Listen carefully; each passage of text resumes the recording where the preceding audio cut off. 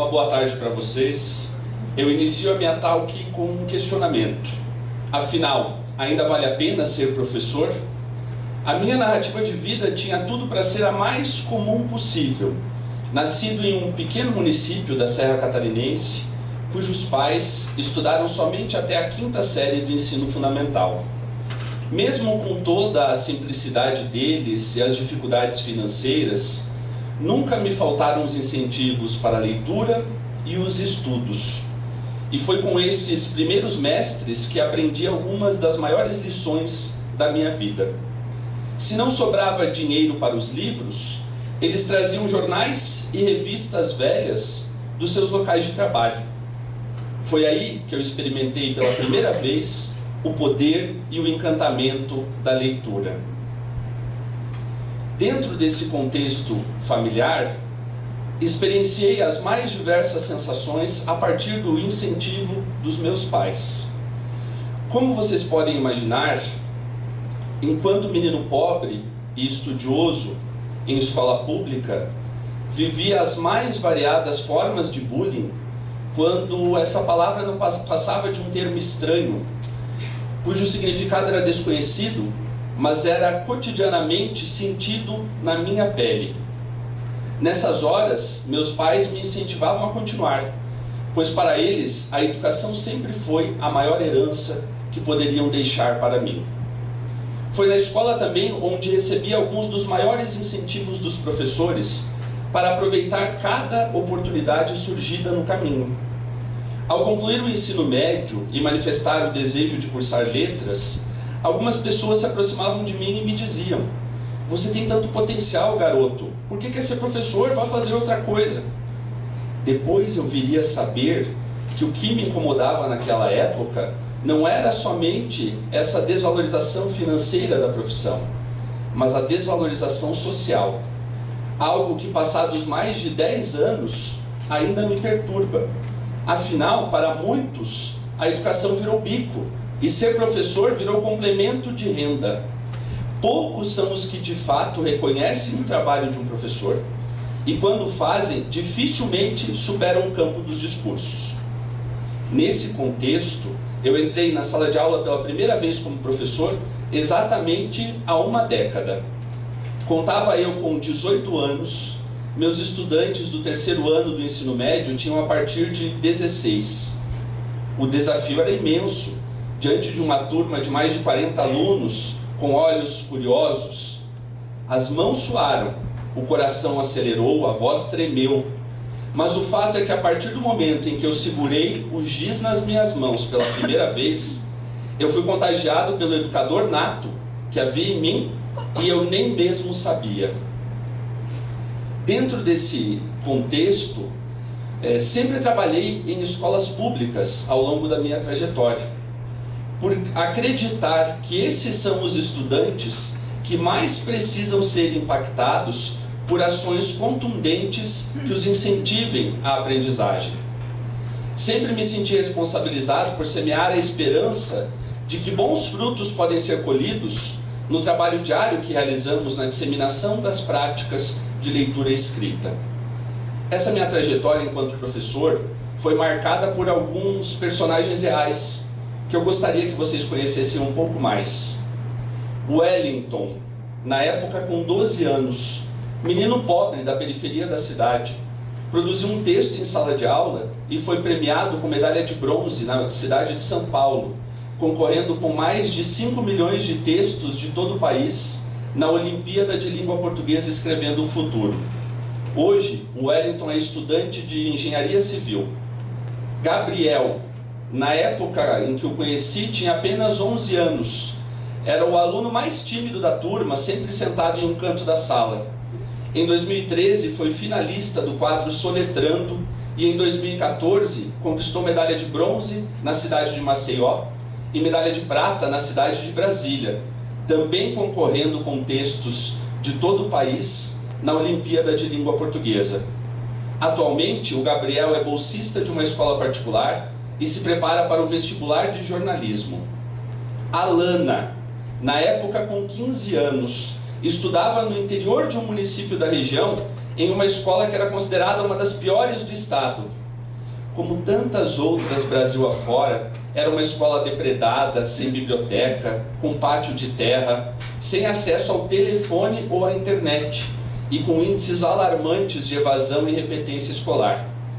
Além disso, a Alana, como a maioria dos seus colegas, precisava sair de casa antes das 5 da manhã, andar a pé para pegar um ônibus caindo aos pedaços e, através de estradas precárias, tentar chegar à escola, o que em dias de chuva dificilmente era possível. Mas nada disso impediu a Alana de chegar mais longe. Em 2015, ela produziu um texto em sala de aula com o provocativo título "Mudaremos essa sociedade corrupta?" e foi premiada no concurso de redação do Tribunal de Contas do Estado, com o primeiro lugar, concorrendo com mais de 112 mil alunos do ensino médio da rede pública.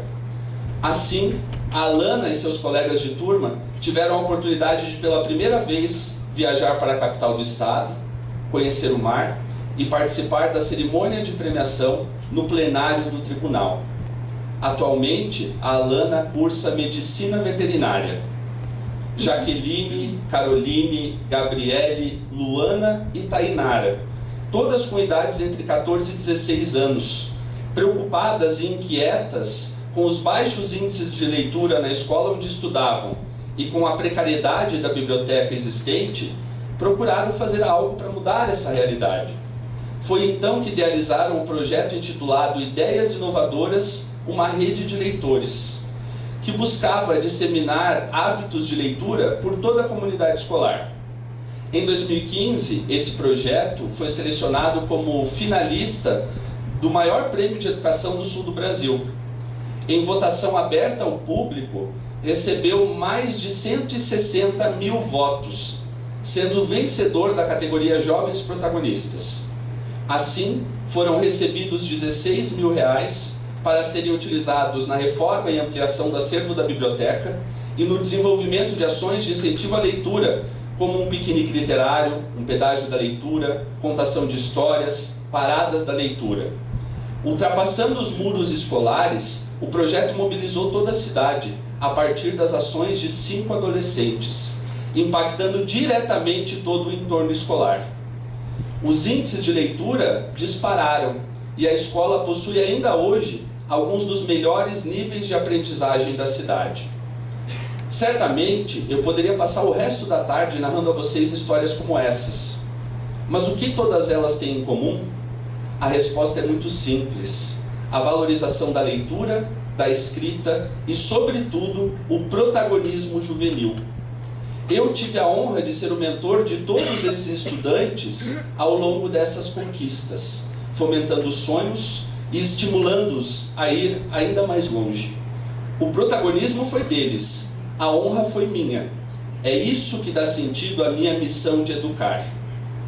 Transformado por todas essas experiências vividas em sala de aula, no ano de 2016, fui vencedor do maior prêmio educacional da América Latina, o Educador Nota 10, em reconhecimento ao trabalho desenvolvido nas aulas de língua portuguesa a partir das ações do projeto Por um Fio de Memória, que buscou resgatar as histórias familiares e ressignificar as relações com as pessoas mais velhas de estudantes do 8º ano, em meio a ações de leitura, escrita e do trabalho com os conhecimentos linguísticos. Em virtude disso, fui o primeiro educador da região a ser ouvido na Comissão de Educação da Câmara dos Deputados em Brasília. No discurso em que proferi para uma plateia composta por políticos pouco interessados, defendi a necessidade de que a educação deve deixar a centralidade de discursos políticos vazios e passar a compor políticas públicas concretas de investimento que possam impactar verdadeiramente a vida de estudantes e professores Brasil afora. Em razão dessa engajada atuação profissional, em 2017 fui indicado ao Prêmio Darcy Ribeiro de Educação, sendo-me conferido Diploma de Honra ao Mérito Nacional pelos serviços prestados à educação do país. Como vocês devem imaginar, ao longo desse caminho, eu conheci lugares inesquecíveis e pessoas admiráveis. o que só fez aumentar em mim o desejo de fazer a diferença na missão a que me propus enquanto educador. Eu nem posso mensurar tudo aquilo que aprendi, sobretudo em relação à ressignificação da minha prática pedagógica. O que eu posso dizer é que eu não sou mais o mesmo, pois fui transformado por todas essas experiências vividas. Por mais que os desafios sejam constantes, será difícil apagar o ideal que habita em mim, de que a educação é o caminho mais seguro para impactar positivamente a nossa realidade.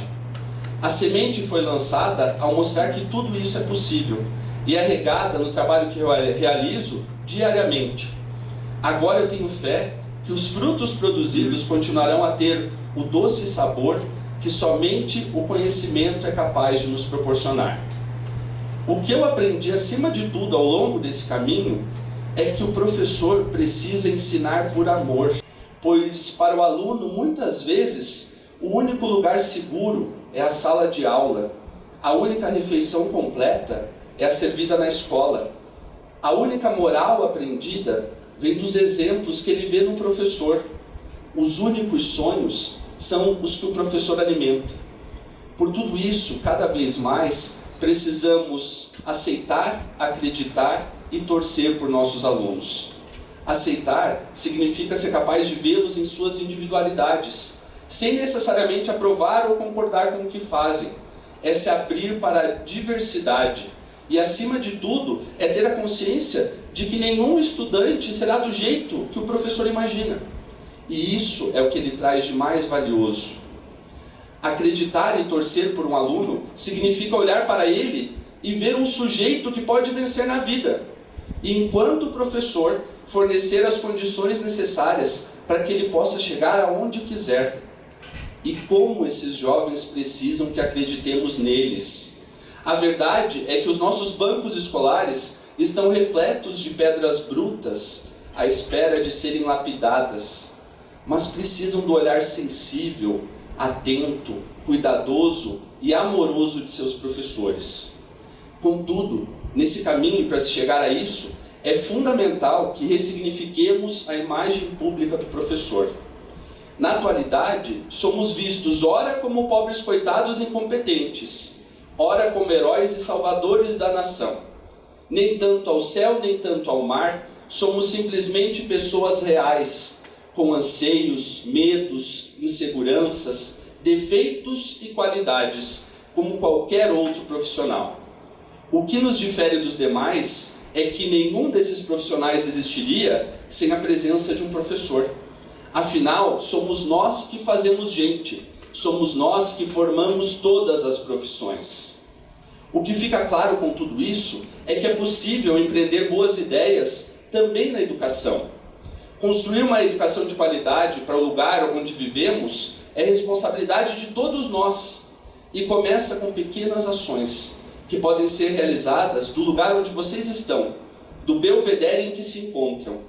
Podem ser ações simples, como doar livros, incentivar a leitura, contribuir no reforço escolar de uma criança, ser voluntário em uma escola ou simplesmente valorizar um professor.